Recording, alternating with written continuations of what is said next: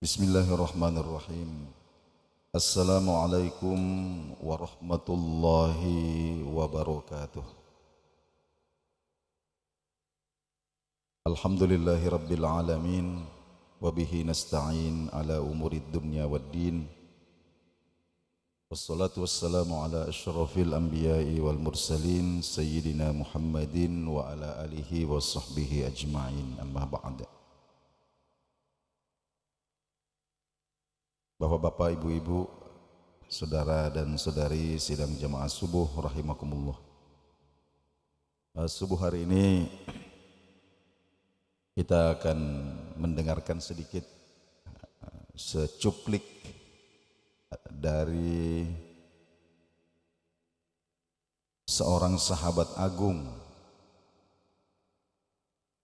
yaitu Sayyidina Umar Ibnul Khattab.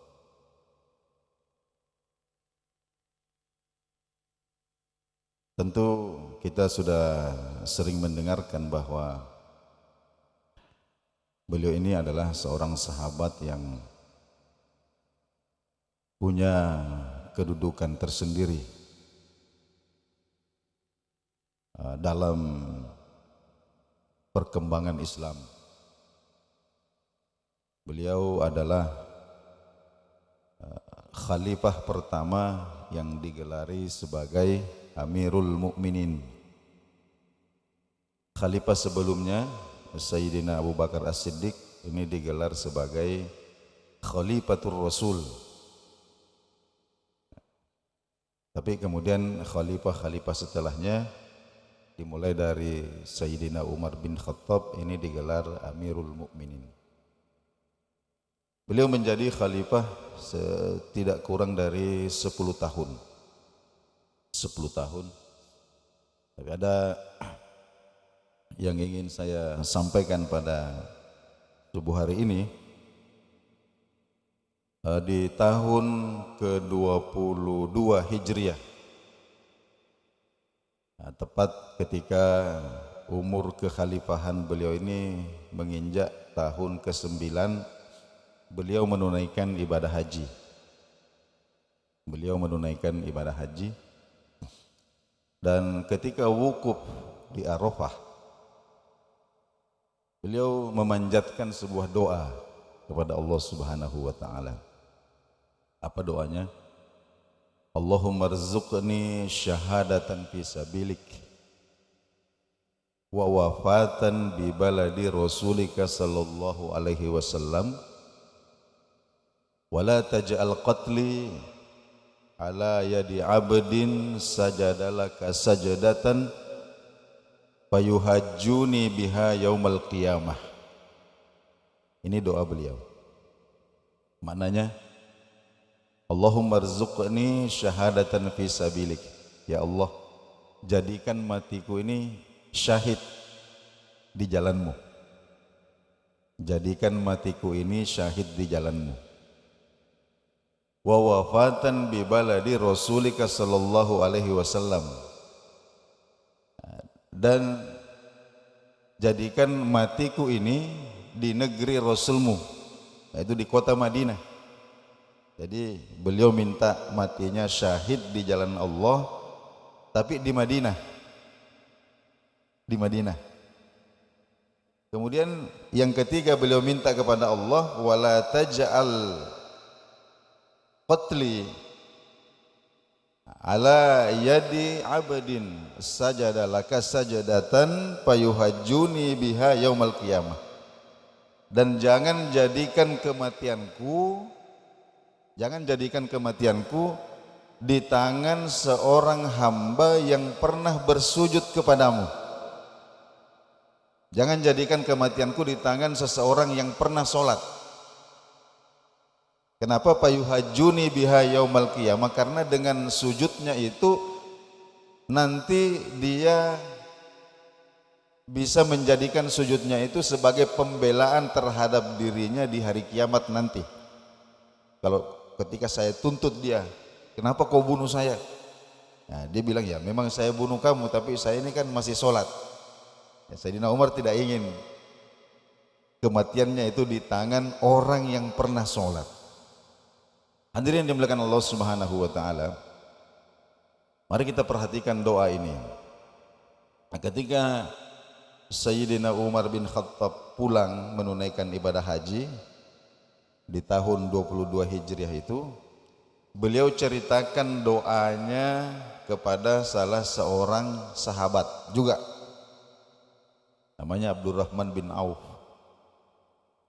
Maka Abdurrahman bin Auf agak tersenyum.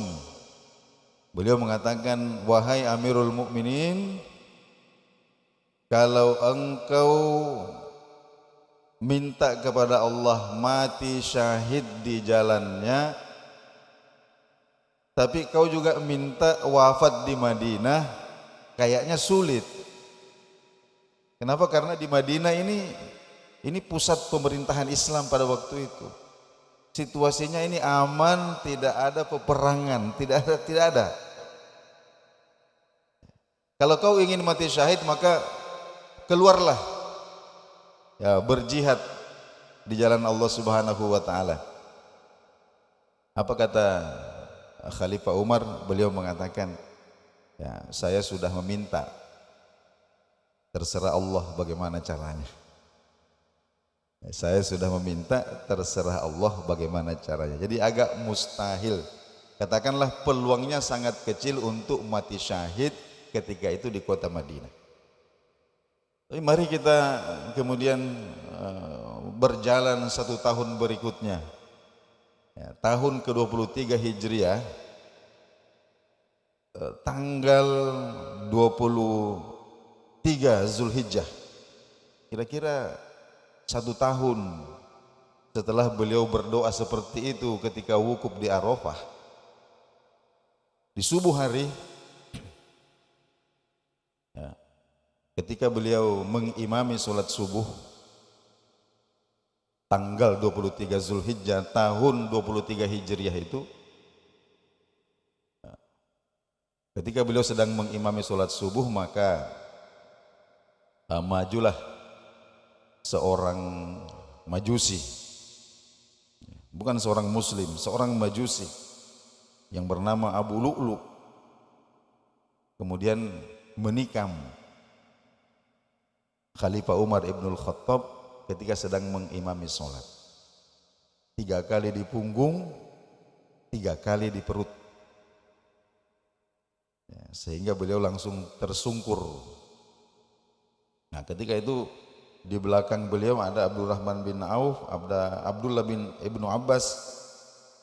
Maka Abdurrahman bin Auf kemudian maju menggantikan beliau.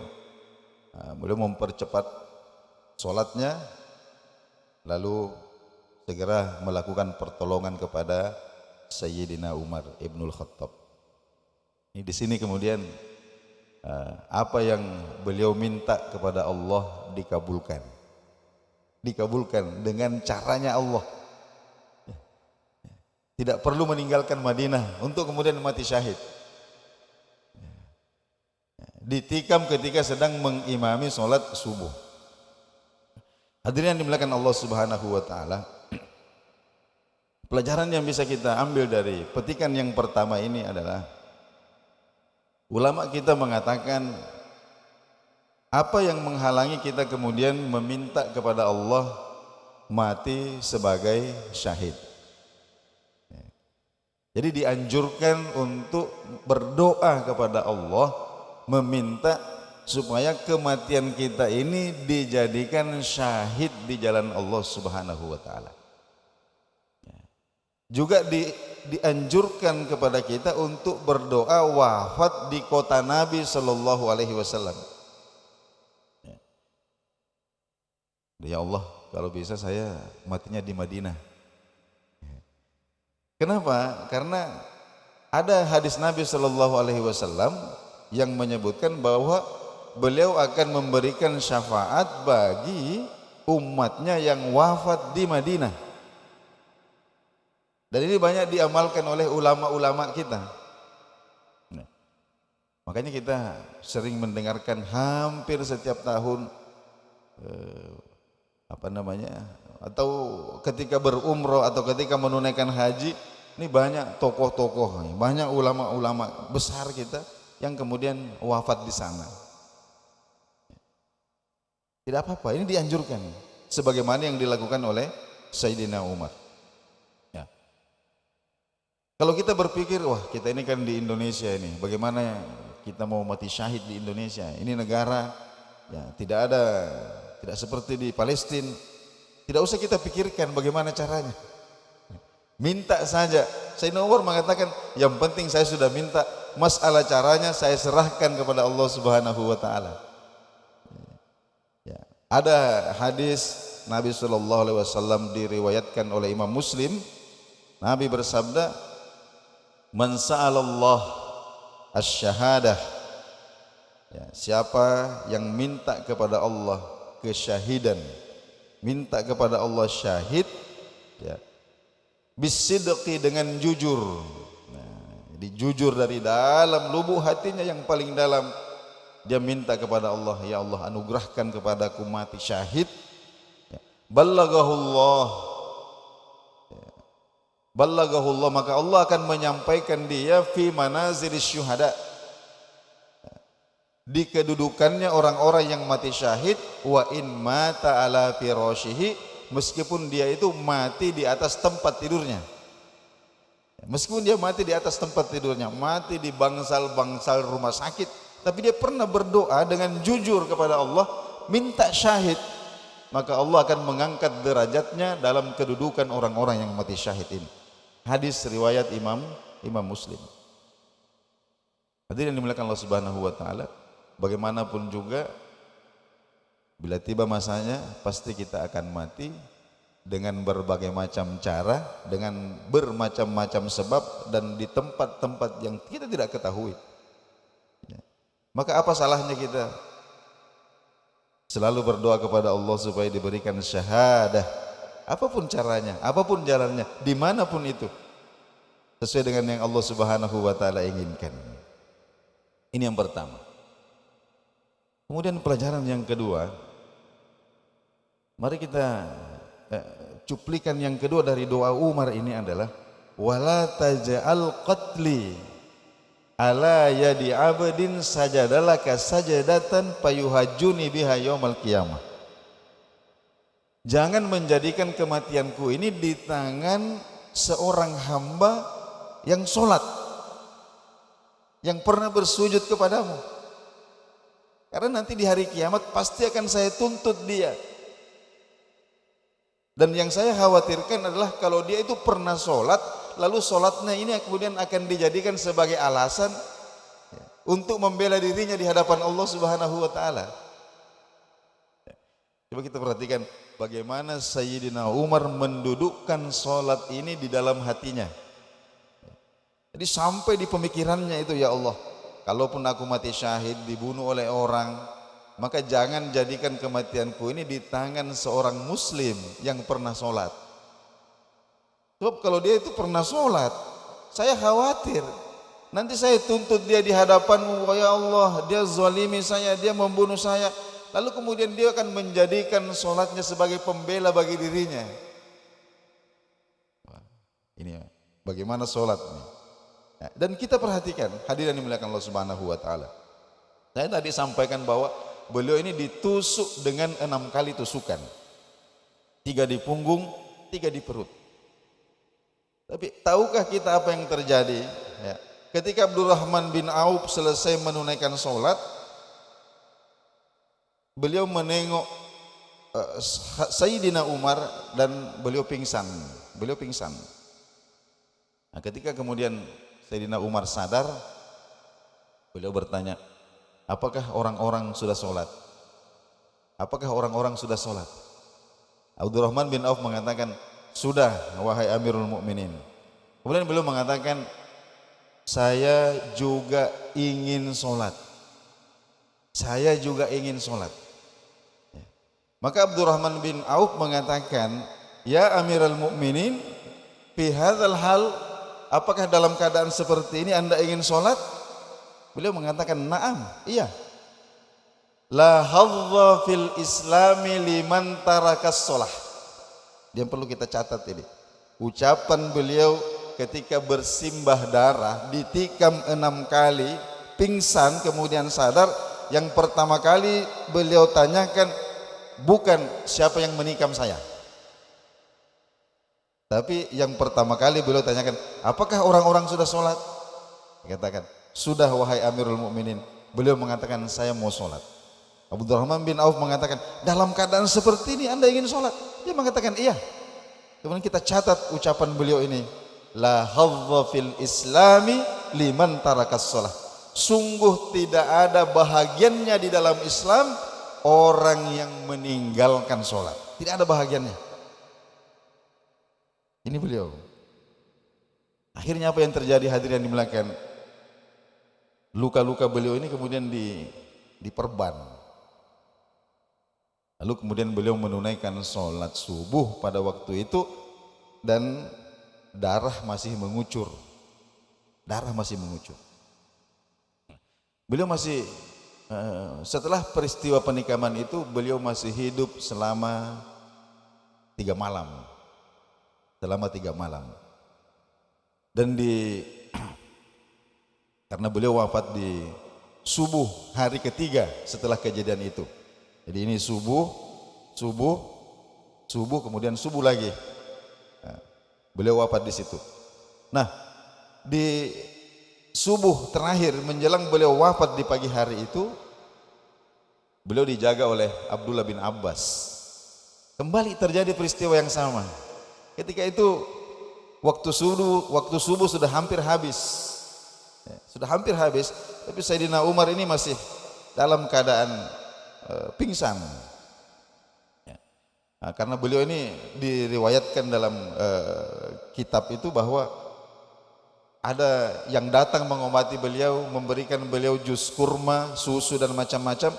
Kalau beliau minum itu, maka apa yang dimasukkan ke mulutnya itu akan keluar lagi melalui luka-lukanya. Saking parahnya itu.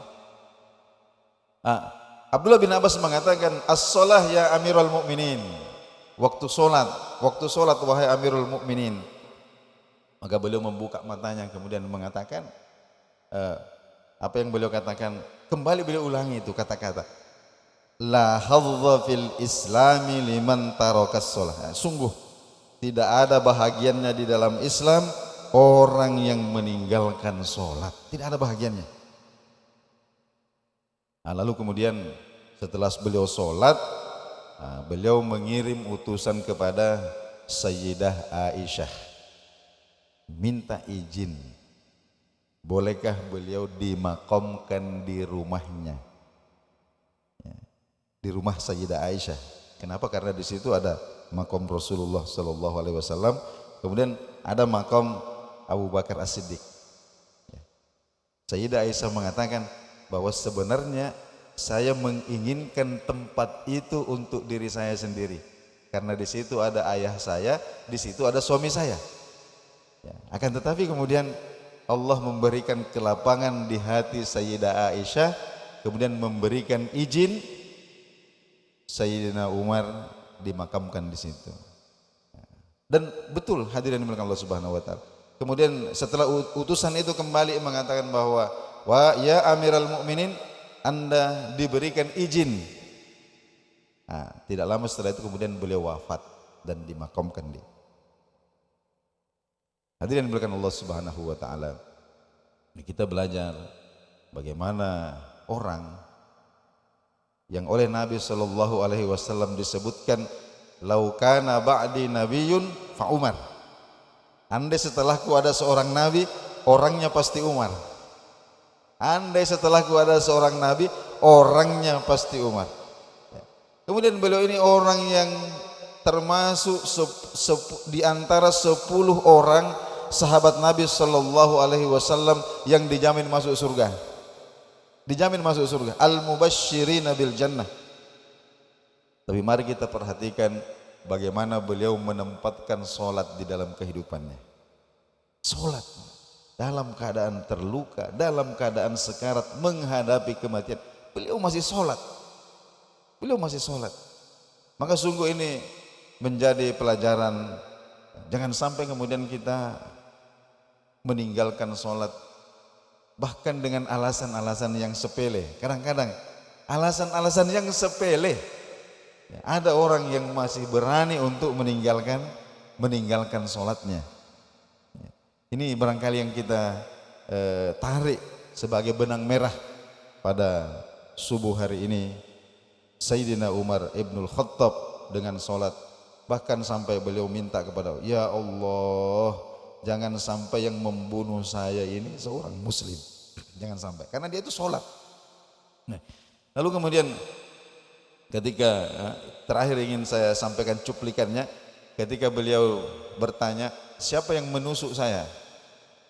Dan dikatakan kepada beliau, Abu Lu'lu' al-Majusi. Abu Lu'lu' orang Majusi itu yang menusuk Anda ya Amirul Mukminin.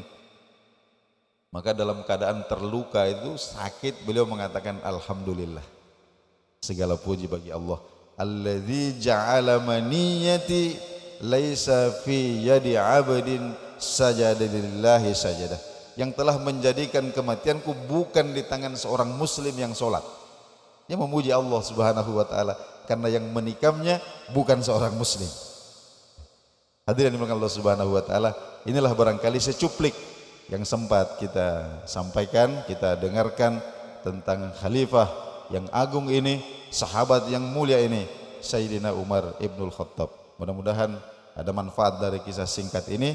Hadanallahu wa iyyakum ajmain. Assalamualaikum warahmatullahi wabarakatuh.